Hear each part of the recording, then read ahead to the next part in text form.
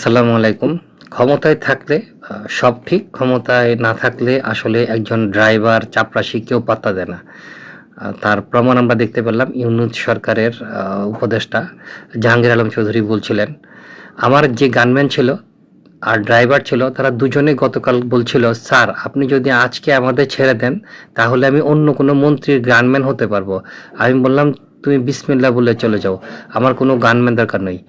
যে আমার গাড়িটা চালাতো সে এসে বলল, স্যার আমার যদি আজকে না ছাড়েন তাহলে আমি মন্ত্রীর গাড়ি পাবো না। আমি বললাম, ঠিক আছে তুমিও চলে যাও, আমি একটা জিপ নিয়ে চলে যাব।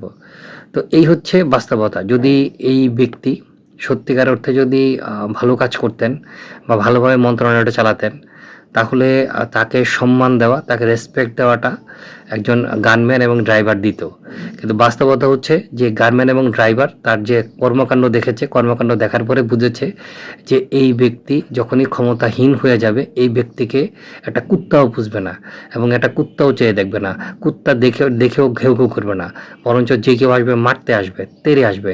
তো এই গানম্যান এবং ড্রাইভার যে তার চাকরি শেষ হওয়ার মেয়াদ শেষ হওয়ার আগের দিনই তারা চলে গেছে বা চলে যাওয়ার জন্য আকুতি জানিয়েছে, এটা হচ্ছে যে তার এই গত ১.৫ বছর তার অযোগ্যতা, অদক্ষতা এবং জামাতে বাংলাদেশকে ধ্বংস করা, বাংলাদেশের আইনশৃঙ্খলা ধ্বংস করা এবং বাংলাদেশের একটা যে আইনশৃঙ্খলা কাঠামো গড়ে তোলার যেটা সুযোগ সেটা নষ্ট করার একটা ফলশ্রুতি।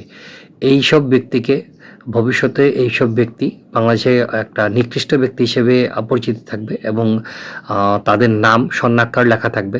কারণ যেই সুযোগ আমরা পেয়েছিলাম সেই সুযোগ হাতছাড়া করার জন্য ইউনূস এবং তার সাথে যে দস্যুগুলো ছিল সেগুলো দেয় এবং এগুলোর বিচার বাংলাদেশে হতে হবে। গত ১.৫ বছর এরা যেসব আকাম কুকাম করেছে এবং তাদের জন্য বাংলাদেশে যে এইসব আকাম কুকাম ঘটেছে তার বিচার বাংলাদেশে হতে হবে।